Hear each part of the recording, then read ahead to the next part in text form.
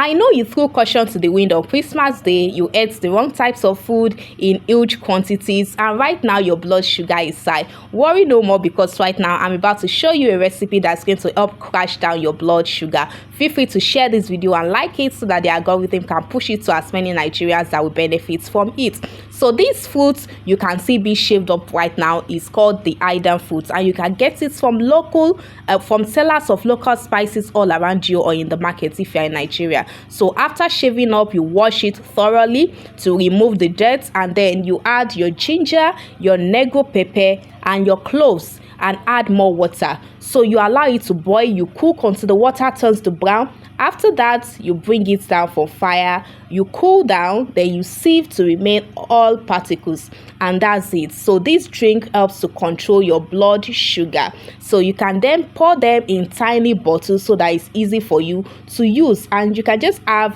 one bottle each day. So this tea, like I said, is very, very great for you. Try it and let me know in the comment section how it goes.